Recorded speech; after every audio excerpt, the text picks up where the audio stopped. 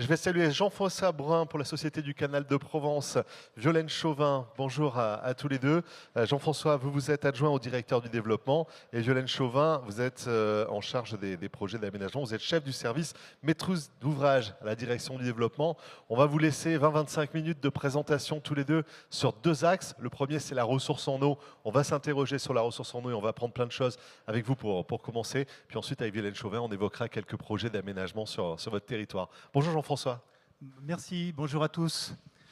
Oui, donc on va essayer de répondre à la question déjà, est-ce qu'il y aura suffisamment de ressources en eau avec le changement climatique qui nous attend?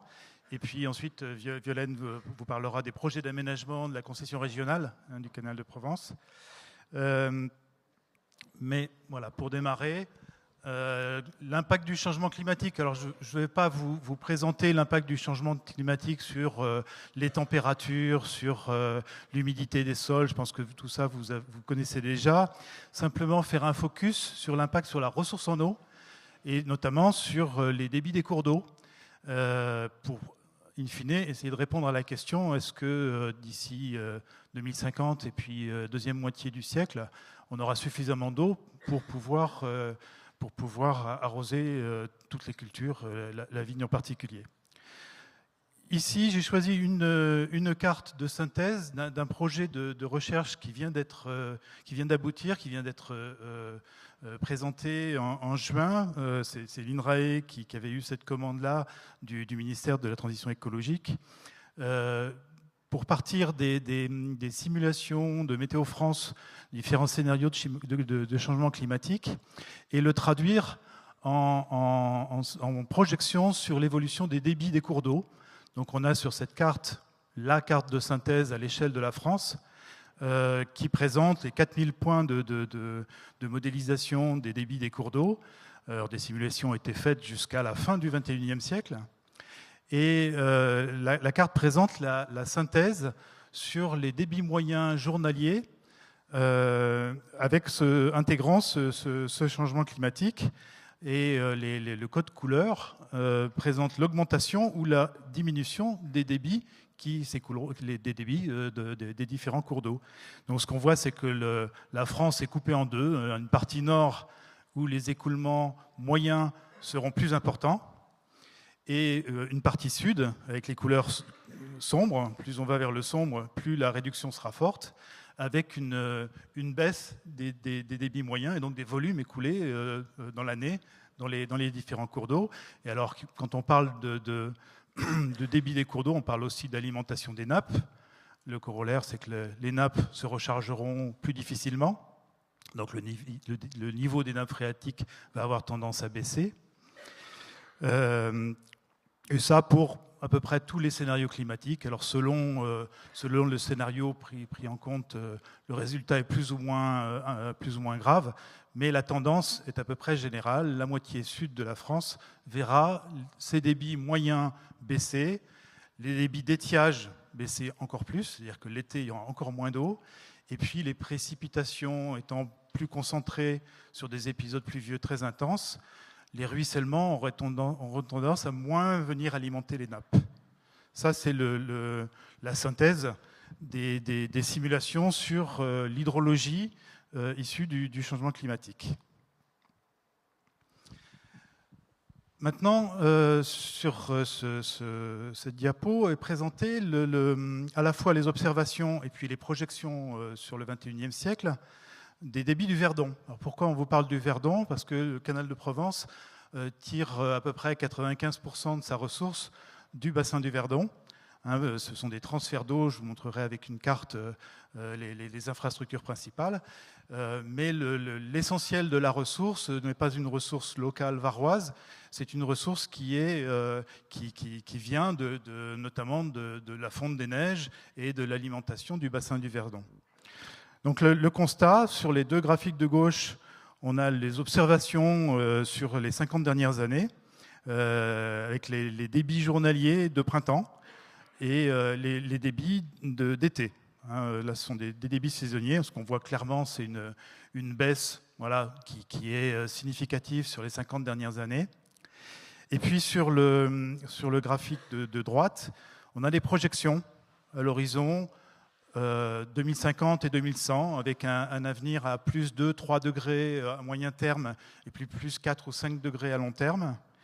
En noir, une courbe qui représente les débits actuels, les débits passés dans le mois, avec une pointe qui correspond à la fonte des neiges, qui est en général autour du mois de mai.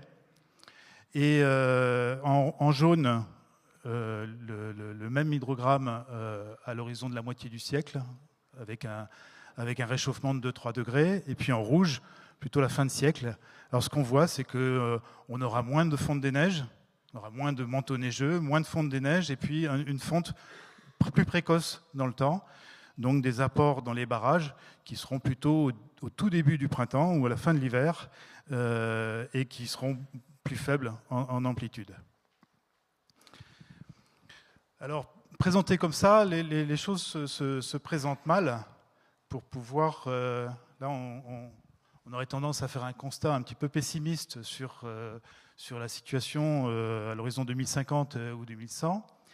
Je vous ai représenté ici les infrastructures de transfert du canal de Provence et puis surtout les réserves qui ont été réalisées par nos anciens à la sortie de la Seconde Guerre, hein, essentiellement, c'est les années 60.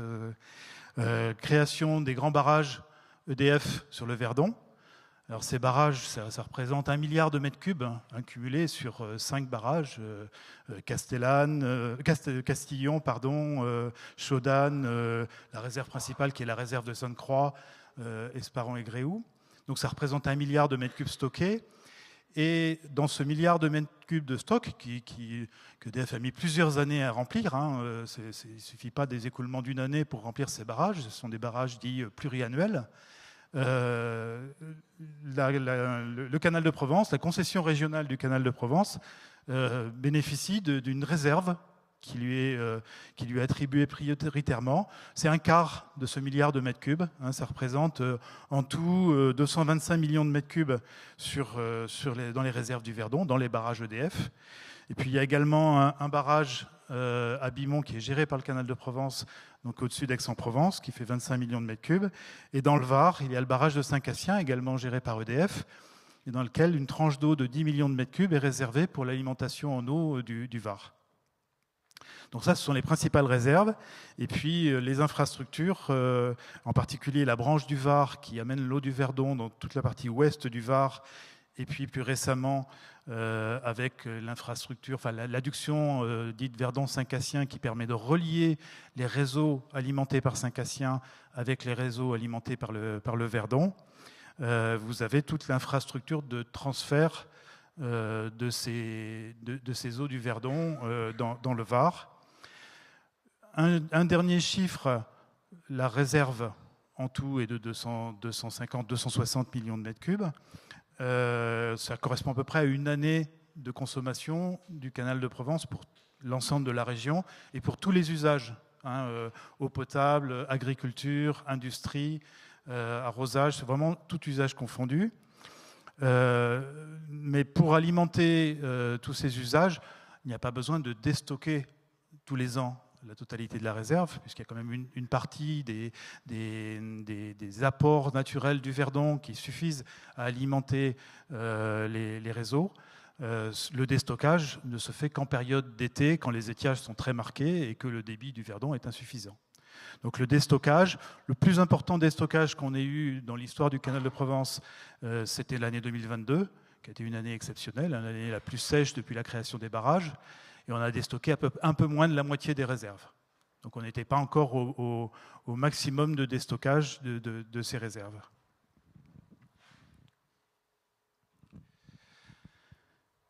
La question maintenant qui se pose, quelles sont les projections pour le remplissage de ces réserves? Parce que si on voit que les cours d'eau, en particulier dans le Var, alors je ne vous parle pas ici des résultats des simulations pour le Var, parce qu'il y a plusieurs démarches en cours. D'abord, le conseil départemental qui a engagé une réflexion avec l'aide du CEREMA qui s'appelle Varo 2050, et dont les résultats vont être prochainement présentés.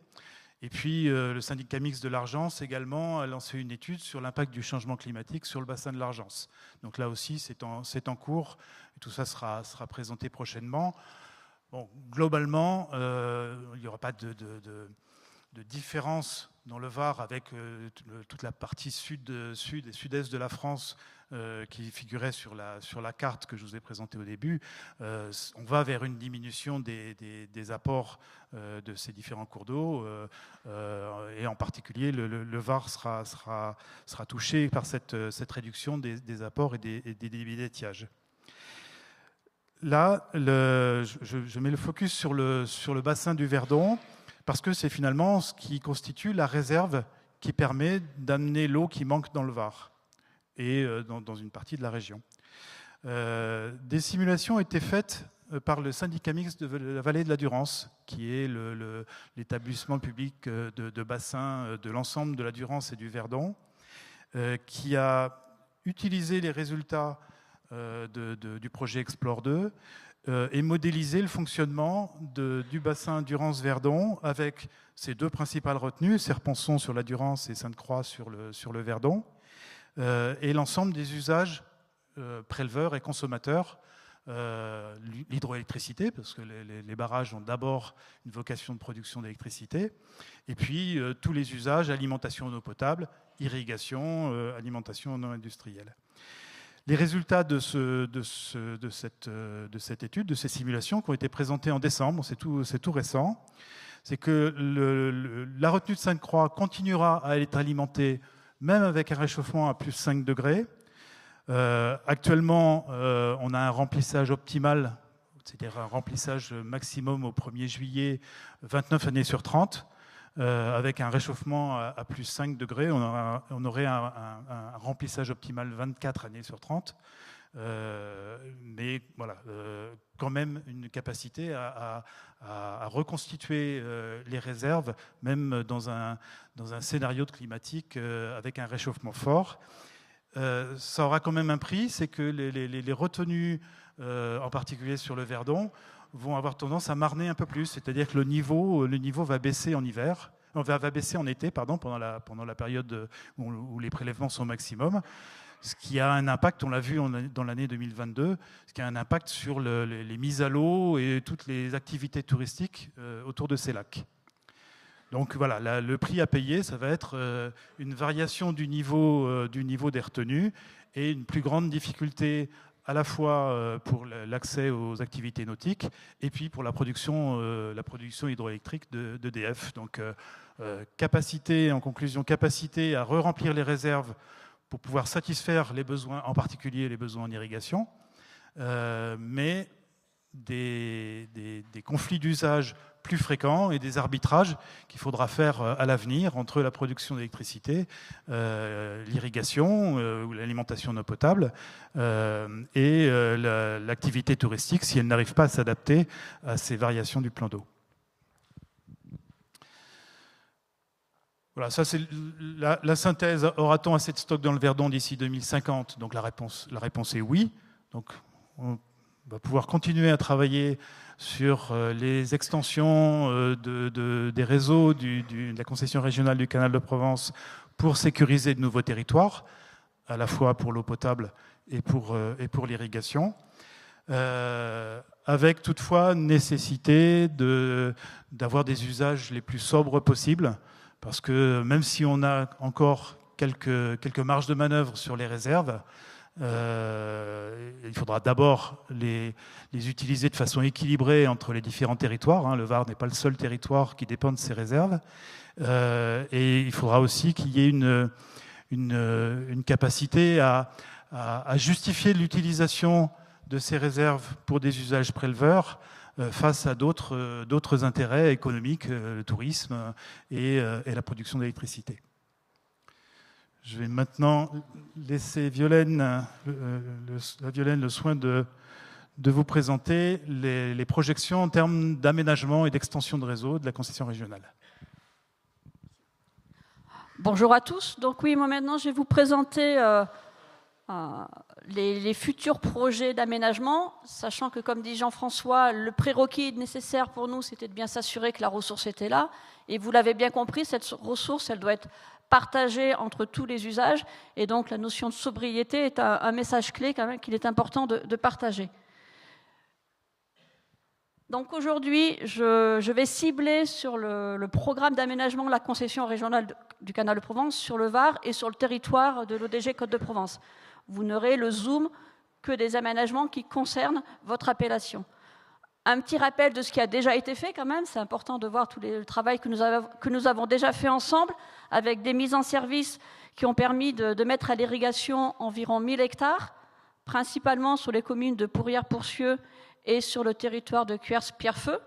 Donc ça, c'est des travaux qui ont déjà été réalisés sur les années avec des mises en service en 2022 et 2024 pour Cuers-Pierrefeu. Les travaux qui ont été faits sur ce territoire concernent aussi des renforcements d'infrastructures, parce que comme l'a expliqué Jean-François, on a la ressource sur le Verdon, mais maintenant cette ressource, il va falloir l'amener sur le territoire. Et pour l'amener sur le territoire, il va falloir des ouvrages de transport pour véhiculer cette ressource. Des ouvrages qui existent, vous le voyez à peu près au milieu de la carte avec le surpresseur de Tombarel et Barthélemy, c'est l'adhésion Verdon-Saint-Cassien, donc cette infrastructure, elle existait déjà, mais il était nécessaire de faire des travaux de renforcement pour permettre de pousser l'eau, on va dire, pour l'amener au plus proche des territoires. Le surpresseur de Tombarel va être mis en service et le surpresseur de Barthélemy, les travaux sont en cours. Donc d'ici la fin de l'année, le surpresseur sera lui aussi en service. Et sur le territoire de Cuers-Pierrefeu, pour permettre les développements de la phase future que je vais vous présenter, la mise en place aussi de travaux de renforcement et de surpresseurs. Donc, en plus des aménagements des territoires eux-mêmes, tous les renforcements nécessaires pour poursuivre les aménagements. Ces investissements qui ont déjà été réalisés, c'est une enveloppe de 28 millions d'euros, avec un financement des collectivités, de la région, des EPCI, du département, du monde agricole, vous êtes maintenant sollicité pour participer au financement, et puis bien évidemment de la SCP. Donc, pour info, la participation du monde agricole sur le territoire de Cuers-Pierrefeu, c'est une enveloppe de 1,5 million d'euros, et ça représente 15% des investissements nécessaires sur ce réseau. Alors, ce qui vous intéressera probablement à plus court terme, quels sont les futurs programmes d'aménagement ? Je vais vous le présenter en deux phases. La première phase à court terme, l'horizon 2030. Ces aménagements, ça sera environ 1800 hectares complémentaires qui pourront être mis à l'irrigation comme solution. L'une des solutions, on est bien d'accord, l'irrigation ne va pas tout résoudre, vous l'avez bien vu, il y a plusieurs solutions à mettre en place. Pour une enveloppe financière d'environ 33 millions d'euros d'investissement, là aussi financé région, département, EPCI, voilà, viticulteurs et SCP. Les territoires qui sont sur le programme à moyen terme, c'est une mise en service à l'horizon 2026 sur un tout petit territoire de la cuvette sur Pourrières, 40 hectares. Là, les études, les enquêtes sont bien engagées. Vont être engagées sur 2025 les études sur les territoires de Cabas-Flassan, Comté de Provence et Pierrefeu. Alors on part de Cabas-Flassan première phase, Comté de Provence première phase, parce que ça va être les territoires qui vont pouvoir être desservis compte tenu des infrastructures existantes et compte tenu des débits disponibles actuellement. Et si on va aller plus loin, comme l'a dit Jean-François tout à l'heure, il va être nécessaire de renforcer encore, de créer de nouveaux ouvrages structurants pour finir de développer les réseaux. Et donc cet ouvrage structurant, eh bien, c'est en cours de réflexion. Aujourd'hui, il y a le projet Varro 2050. Donc effectivement, il va falloir attendre les résultats de Varro 2050 qui va définir les opportunités d'aménagement sur le territoire compte tenu de tous les besoins et compte tenu de toutes les ressources et les opportunités qu'il existe sur le territoire. Ça pourrait être par la mise en place donc, de ce sillon permien, l'adduction permienne pourrait être l'une des réponses. Mais il faut attendre les résultats de Varro 2050 pour pouvoir en avoir la certitude. Et si ce Varro était confirmé, eh bien, ça nous permettrait de poursuivre les aménagements sur ce qu'on disait Cabas-Flassan, la phase 2, Comté de Provence, un plus grand territoire, parce que ce sillon permien permettrait de soulager l'adduction Verdon-Saint-Cassien, et de faire une répartition des débits différents qui permettrait de poursuivre les aménagements sur les territoires de Comté de Provence et Cabas, et puis de desservir tous les territoires autour de ce sillon permien, avec toutes les communes concernées, et finalement de poursuivre aussi l'aménagement de Pierrefeu vers Colobrières dans une troisième phase, pour aller et de venir aménager aussi la Dracénie. Donc, première phase, 28 millions de travaux qui ont été réalisés, 1000 hectares. Deuxième phase qui va être réalisée à moyen terme, 1800 hectares qui vont être aménagés. Les études vont démarrer en 2025. Et puis, après les conclusions de Varro 2025, eh bien, on sera en mesure de poursuivre les études pour ce programme d'aménagement. Merci Violaine, merci Jean-François, merci à vous deux.